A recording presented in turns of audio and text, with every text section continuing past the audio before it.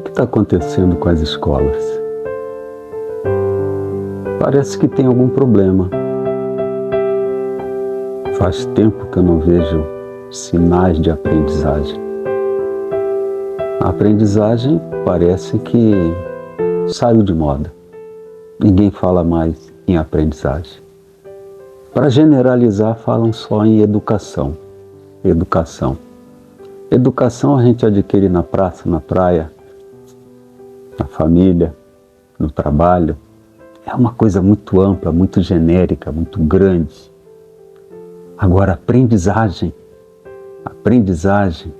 com foco, aprendizagem oficial, aquela que vai turbinar, que vai dialogar com o córtex frontal, essa sumiu, desapareceu.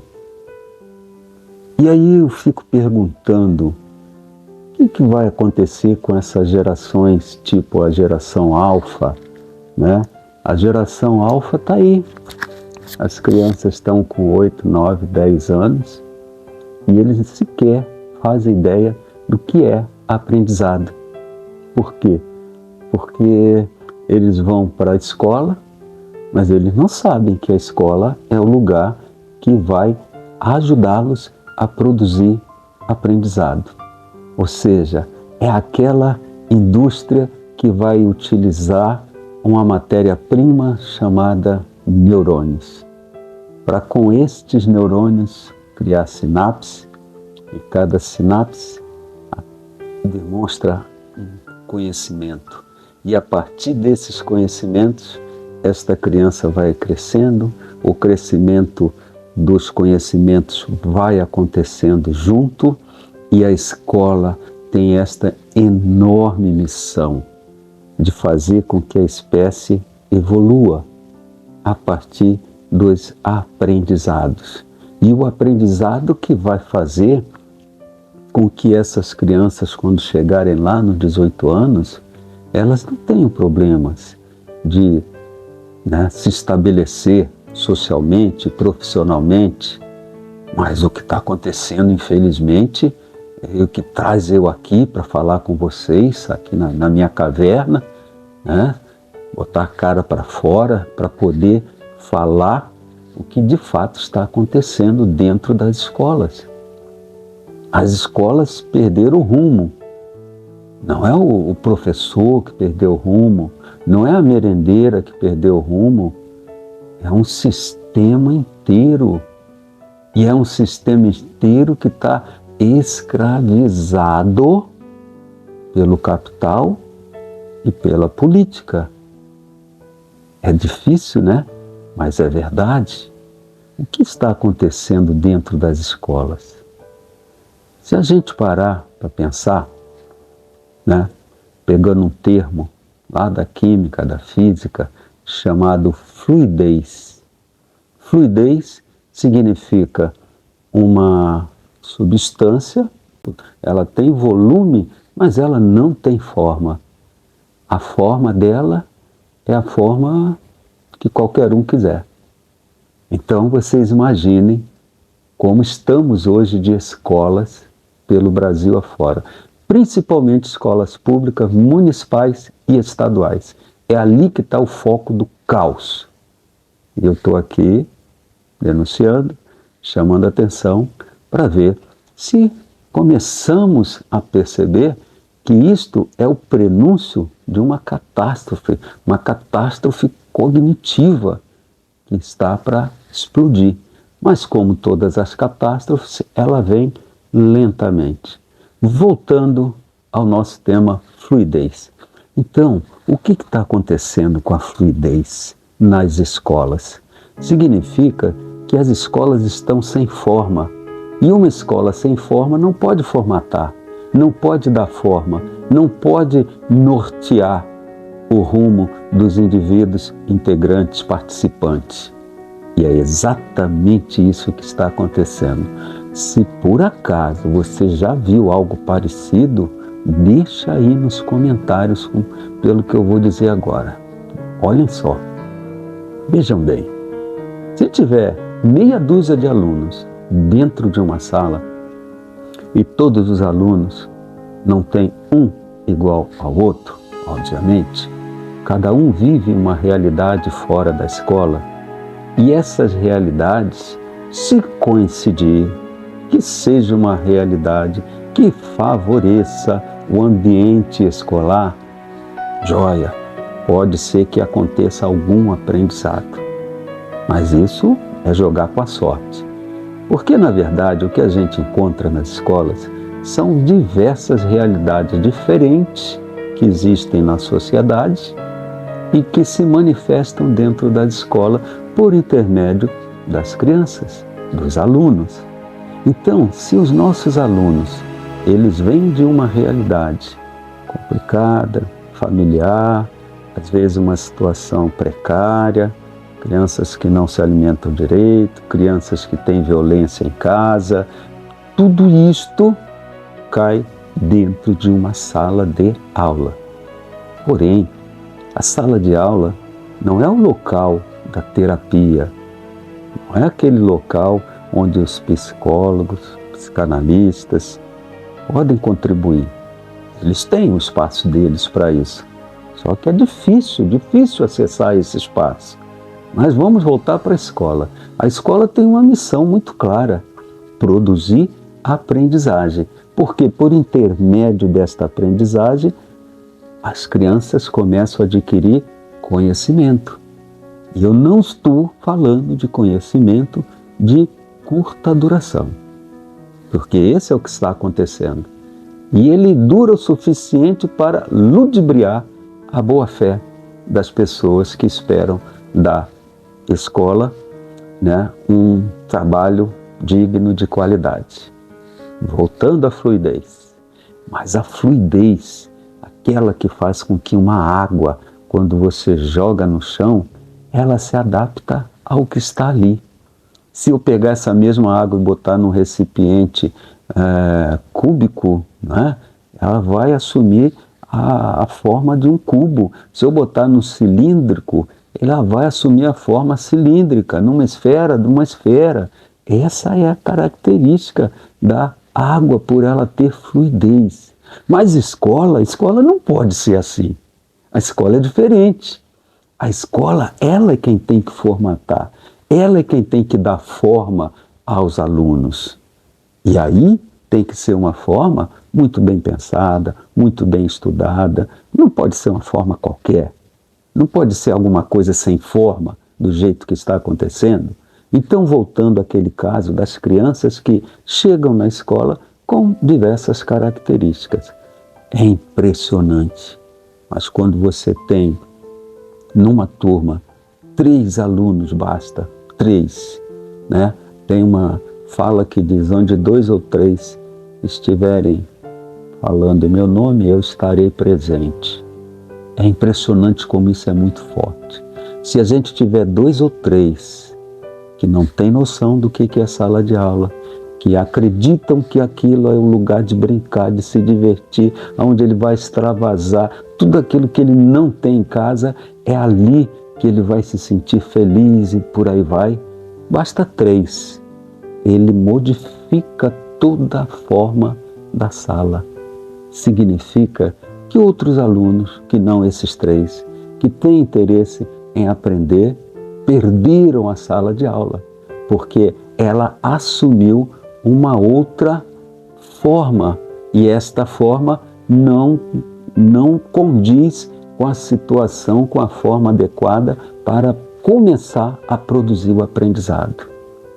Por isso, as grandes escolas, não estou falando de escola pública só, eu estou falando das grandes escolas, e não estou querendo dizer que as grandes são as particulares, porque muito mais de 70% das escolas particulares, elas estão no mesmo barco que as escolas públicas municipais e estaduais. As poucas crianças que conseguem se juntar um pouquinho só de força, eles detonam qualquer sala de aula. E não é porque essas crianças devem ser condenadas, porque elas estão erradas e nós temos que discipliná-las, etc. Não, esse não é o problema. Essa coisa de professor herói, vamos acabar com isso. Ah, mas na minha aula eu consigo fazer eles ficarem em silêncio. Ah, você consegue, mas nas outras aulas eles já não ficam. Será que o conhecimento da outra aula é menos importante? Né? E se uma pessoa consegue, por que aquilo não faz parte de um protocolo escolar? Para que todos os professores consigam. Precisamos parar com essa coisa de se vangloriar e as pessoas ainda achar, olha, eu vi lá um professor numa sala de aula, ele fez isso, isso, isso. E aí, como se aquilo ali fosse um herói. A gente não precisa de herói, a gente precisa de modelo mental. Porque se a escola tiver o seu modelo mental pedagógico, acabou. A escola poderá trabalhar e produzir aprendizagem. E não está acontecendo isto, porque as escolas, primeiro, não sei por que, cortaram as reuniões pedagógicas. Teve um pai aí meio enlouquecido, né, que ele revelou aí em alguma rede, em algum lugar, algo como, mas para que serve esse negócio de reunião pedagógica? Para que serve capacitação e mais não sei o quê? Aquela pessoa leiga, tadinha, que a gente perdoa porque não sabe o que faz. Mas falou uma coisa interessante. Pessoal, nossas escolas não têm mais reuniões pedagógicas. Ela tem reuniões administrativas chamadas de pedagógica. E às vezes chama de parada pedagógica quando não tem nada de pedagógico. Por exemplo, um tema como esse que eu estou trazendo aqui, fluidez, poderia ser discutido numa conversa dentro de um ambiente discutindo pedagogia.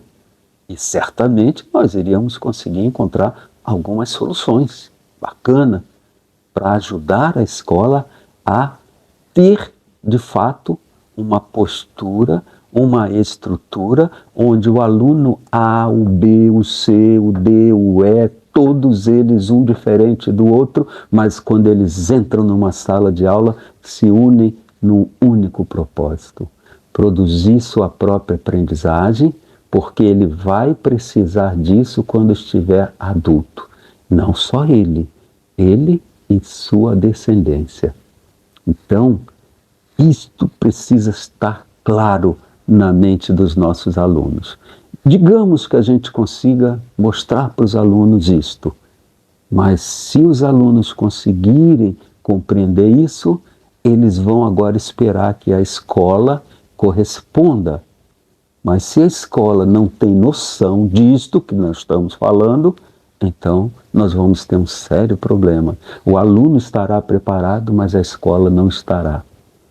E muitas das vezes a escola aparentemente está preparada e o aluno não está. Isto é uma falácia, porque uma escola preparada significa que não importa o nível, né, o perfil do aluno, a escola vai acolher e colocá-los no norteamento escolar, fazendo com que todas essas crianças consigam se unir em um único propósito. E assim, a escola que tem forma, ela deixa de ser uma escola fluida.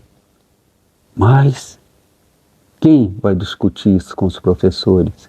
Quem vai conversar se os altos escalões das secretarias de educação não percebem isso? E aí, reuniões pedagógicas, para quê?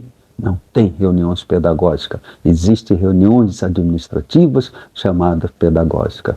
Ah, temos capacitação, mas mesmo nas capacitações, isto que eu estou falando não é discutido. E se for discutido, é só capacitação. Não gera nenhuma modificação. Porque as capacitações são direcionadas. Elas não são para auxiliar na deliberação das coisas. Então, capacitação não vai se resolver esse problema. Reuniões pedagógicas semanais vai resolver esse problema. Se não der semanal, quinzenal. Mas nós precisamos de professores estudiosos, guerreiros, né? Guerreiro que eu falo é porque para estudar tem que ser guerreiro. Não se estuda se a pessoa faz corpo mole para tudo. A pessoa que quer realmente estudar, ela tem que praticar um esforço. Então, nesse sentido, o professor está em primeiro lugar. Por quê? Porque o professor, só para ele chegar na sala de aula, dar o recado, dar a aula dele, ele prepara, ele se prepara. E isto lá no córtex cerebral frontal se transforma cada vez mais em conhecimento. Então o professor cada vez adquire mais bagagem. Mas na hora de passar para o aluno pega esta bagagem, o professor entrega, mas ele não sabe o que fazer. É exatamente como você ir ao mercado, encher a sua sacola e por acaso você chegar em casa e você não sabe como fazer a comida. Como não tem ninguém para fazer a comida por você, você pode morrer de fome, estando com a comida a seu alcance. Né? A outra situação dramática é, um paciente chega no médico, doutor, eu estou sentindo dores aqui, aqui, aqui. O médico chega e fala, seu José, pelo que o senhor está dizendo, pelo que eu estou percebendo aqui, né, basta o senhor tomar este remédiozinho aqui, o senhor passa na farmácia, compra esse remédio e em 3 dias o senhor vai estar bom. O seu José sai de lá um pouco feliz, porque o doutor disse que ele vai ficar bom. Aí ele compra o remédio, ele leva para casa o remédio, leva, só que chega lá, o seu José vê o Jornal Nacional, vê o Fantástico, vê mais não sei o quê, conversinha daqui, dali, passou 1 dia, 2 dias, 3 dias, e o remédio está lá na gaveta. Depois de 3 dias, seu José piorou. Chega lá no médico, o médico vai dizer, seu José, o senhor está bom já, o que foi que houve? O senhor comprou o remédio? Comprei, levou para casa direitinho, sim. E o senhor tomou o remédio? Doutor, aí faltou essa parte. Vai ver que é por isso que eu não melhorei. Eu não tomei, eu botei na gaveta e deixei lá. Pois é exatamente assim que acontece com nossos alunos. Eles vão ao consultório, vão à sala de aula, pegam o conhecimento. Como é que ele pega? Quando ele compreende. Se ele compreendeu, ele pegou. Aí ele pegou o conhecimento. E para ficar bem amarradinho, anotou. Se ele anotou, beleza. Compreendeu e anotou. Chegou em casa, não pode botar na gaveta. Já tem que pegar aquilo dali e começar as repetições. Olhar de novo e olhar de novo. 1 dia, 2 dias, 3 dias. Isso dá trabalho. Mas nossos alunos precisam ter esta capacidade de praticar esforço. Somente uma escola muito boa, com autoridade suficiente, poderá dizer para o aluno como é que ele faz para aprender. Infelizmente, ninguém fala para os alunos como se faz para aprender. E todo o nosso sistema, infelizmente, está focando no dito ensino. Até quem diga, isso eu já vi dentro da academia. Num grande auditório de uma grande universidade em Florianópolis, eu vi um professor PhD falar que o aprendizado é quase uma sorte. Veja só, eu ouvi professor falar ou deixar claro que nem sabe o que é matética. E eu ouvi professor acadêmico falar que essa coisa de falar de aprendizado, a gente está querendo matar com a força, com o ensino, tirando o valor do ensino. Pessoal, 3 balelas numa noite só, eu fui ouvir. Infelizmente, significa dizer que a nossa própria academia está de braços cruzados. E a educação está sem pesquisa. E quando pesquisam errado. Pesquisam não na fonte, não na sala de aula, não lá dentro da escola. Pesquisam com a Secretaria de Educação, com os coordenadores, aquelas pessoas que são políticas, que jamais vão falar a verdade como eu estou falando aqui. Eles sempre vão dizer que eles fizeram isso e deu muito certo, fizeram aquilo outro, e assim as pesquisas nem fluem, né? Elas não se completam, e caso ela se complete e venha com um resultado falso, ele é aplicado, não funciona. Então, está na hora de nós, comunidade, tirando aquele pai, que era um pai, sabe? Era um pai falando, chamando o professor de vagabundo. É impressionante como isso pode acontecer. Tirando aquele pai, a gente entende que os outros pais e mães, né, eles sabem o que estão fazendo, eles sabem que eles querem o seu filho o mais alto potencial possível desenvolvido.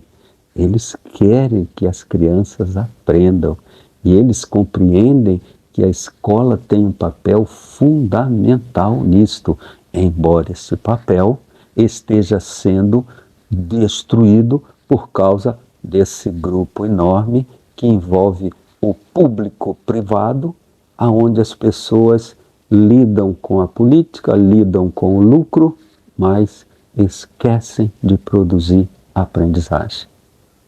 Então, tirando esse pai, é um cara assim meio barbudinho, né? Ele falando umas coisas absurdas, feias. Eu não sei nem o nome da figura e nem me interessa saber. Mas eu estou citando porque pode ser que tenha outros pais como ele. Então, esse vídeo é para você parar, refletir e vamos nos juntar. Aonde? Na plenária do Conselho Escolar. Aquele barbudinho, provavelmente, nem sabe o que é um conselho escolar, porque ele não está ali. Ele larga a criança lá na escola para a escola se virar. Como a escola também não sabe se virar, fazer o seu papel adequadamente de produzir aprendizagem, porque tem fluidez, porque a escola não está pronta para influenciar e nortear o rumo do aprendizado dos alunos. A escola não está pronta.